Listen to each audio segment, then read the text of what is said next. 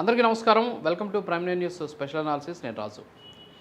గతంలో అంటే వైఎస్ఆర్ కాంగ్రెస్ పార్టీ అధికారంలో ఉన్నప్పుడు వైఎస్ జగన్మోహన్ రెడ్డి టీచర్లకు సంబంధించి ఆయన ప్రవర్తించినటువంటి తీరు పట్ల సర్వత్రా విమర్శలు వ్యక్తమయ్యాయి. ఒక రకంగా చెప్పాలంటే జగన్మోహన్ రెడ్డి ఓటమికి కారణం కూడా టీచర్లు అనేటటువంటి వాదన కూడా వ్యక్తమైంది.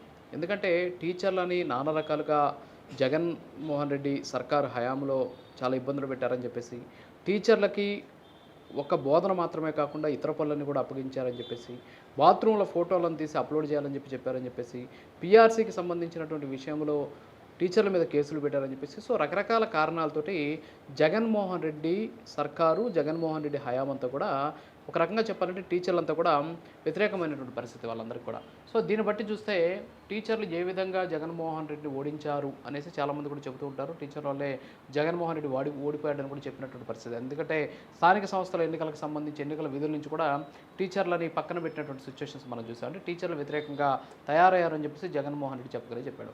సరే, ఇప్పుడు ఇదంతా ఎందుకు చెప్తున్నానంటే తాజాగా కూటమి సర్కార్ ఒక నిర్ణయం తీసుకునింది. ఇవాళ అసెంబ్లీలో మాట్లాడుతూ ఇక్కడ అంటే విద్యాశాఖ మంత్రి అయినటువంటి నారా లోకేష్ కొన్ని వ్యాఖ్యలు చేయడం జరిగింది.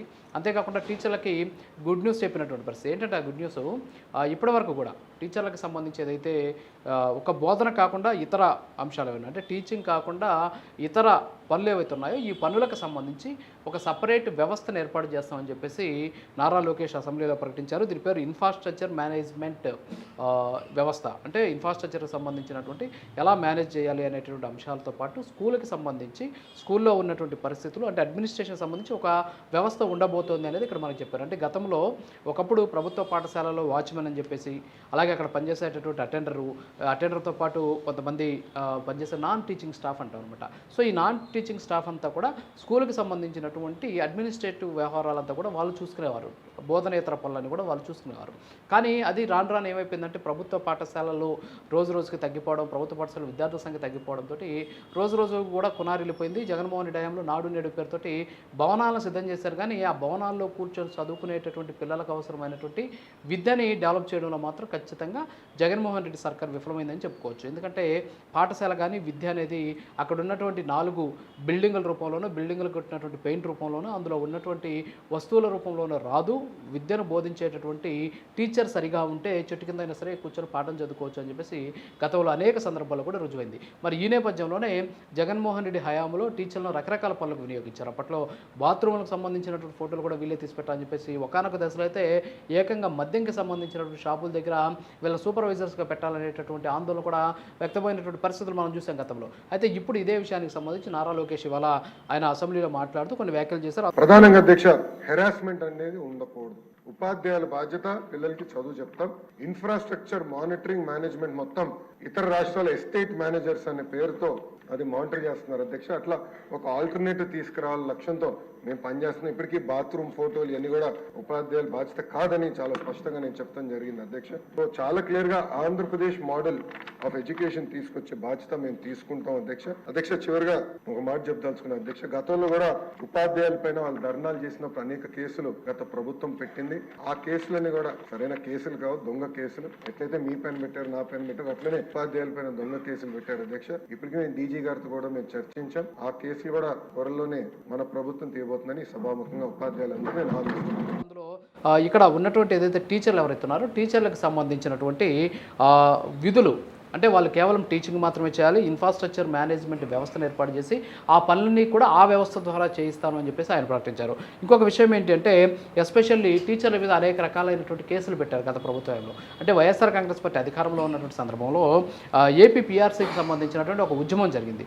ఈ ఉద్యమానికి సంబంధించినటువంటి పోరాటంలో ఎక్కువ సంఖ్యలో అంతేకాకుండా చాలా యాక్టివ్గా ఈ ఉపాధ్యాయ సంఘాలు పాల్గొన్నాయి. టీచర్లు చాలామంది కూడా పాల్గొన్నారు. కొంతమంది మారువేషాల్లో కూడా వెళ్ళి విజయవాడలో ఆందోళన చేసినటువంటి పరిస్థితులు మనం చూసాం.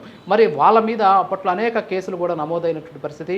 ప్రతి సందర్భంలో కూడా టీచర్స్ అంతా కూడా వెళ్ళి మేము టీచర్లమి, మేము విద్యాబుద్ధులు నేర్పించేటువంటి వాళ్ళ మీద మా మీద కేసులు పెట్టారు, ఇవన్నీ కూడా అక్రమ కేసులు, వీటిని దయచేసి మాఫీ చేయండి అని చెప్పేసి ప్రభుత్వం చుట్టూ కూడా తిరిగినటువంటి పరిస్థితి. సో ఇవాళ అసెంబ్లీలో ఆ విషయాన్ని కూడా నారా లోకేష్ ప్రకటించారు. ఎస్పెషల్లీ ఈ పీఆర్సీ ఉద్యమం సమయంలో టీచర్ల మీద పెట్టినటువంటి కేసులు ఏవైతే ఉంటాయో ఈ కేసులన్నింటినీ కూడా రద్దు చేస్తున్నాము. అంతేకాకుండా ఈ కేసులన్నీ కూడా లేకుండా మాఫీ చేసేటటువంటి ప్రక్రియ స్టార్ట్ అయింది. ఆల్రెడీ డీజీపీ తోటి దీని మీద చర్చించాము. ఇచ్చాము, త్వరలోనే ఆ కేసును కూడా మాఫీ చేస్తామని చెప్పినటువంటి పరిస్థితి. సో ఇక్కడ మనకు తెలియాల్సినటువంటి అంశం ఏంటి అంటే, ఉపాధ్యాయులు వాళ్ళు విద్యార్థులను అంటే నేటి బాలలే రేపటి పౌరులు అంటూ ఉంటాం కాబట్టి, సో వాళ్ళని తీర్చిదిద్దేటటువంటి బాధ్యత ఉపాధ్యాయులకు ఉంటుంది. సో ఉపాధ్యాయులు కరెక్ట్గా ఉంటే ఇక్కడ ఉన్నటువంటి విద్యార్థులు బాగా చదువుకోగలరు. కాకపోతే గత ప్రభుత్వం ఏం చేసిందంటే ఇన్ఫ్రాస్ట్రక్చర్ పేరుతోటి, అంటే నాడు నేడు పేరుతోటి భారీ ఎత్తున బిల్డింగులు కట్టి ఆ బిల్డింగుల చుట్టూ కూడా వాళ్ళకి సంబంధించినటువంటి పార్టీ రంగులు వేయించుకొని సో ఈ విధమైనటువంటి ప్రయత్నం చేసిందే కానీ టీచర్ పోస్టులు భర్తీ చేయడం కానీ,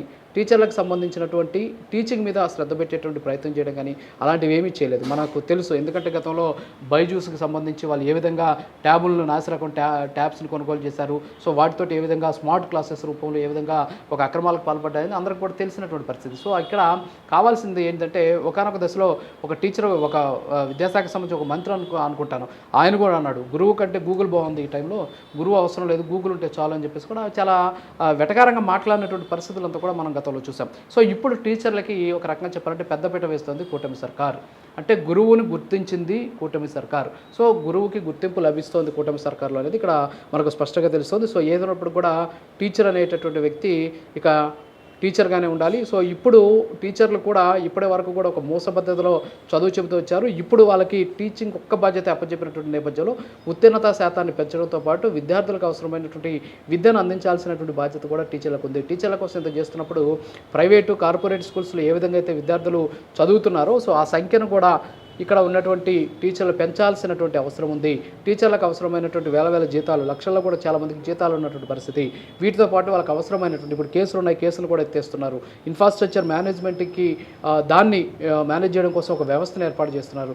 దీంతో పాటు అవసరమైనటువంటి చర్యలన్నీ కూడా తీసుకుంటూ ఉన్నటువంటి సందర్భంలో సో టీచర్లు కూడా తమ అంటే గురువులు గురుతర బాధ్యతని ఖచ్చితంగా గుర్తెరిగి ఇప్పుడు విద్యార్థులకు సంబంధించినటువంటి ఉత్తీర్ణతా శాతాన్ని పెంచడం కావచ్చు, సరైనటువంటి విద్యను అందించేటువంటి ప్రయత్నంగా చేస్తే ఖచ్చితంగా ప్రభుత్వ పాఠశాలలకి పునర్వైభవం వచ్చేటటువంటి అవకాశాలు కనిపిస్తున్నాయి. సో ఏదైనప్పుడు కూడా ఇది టీచర్లకు ఒక గుడ్ న్యూస్ అని మాత్రం చెప్పుకోవచ్చు. ఇది వాటి స్పెషల్ అనాలిసిస్. మరో అనాలిసిస్ కలుద్దాం. నమస్కారం.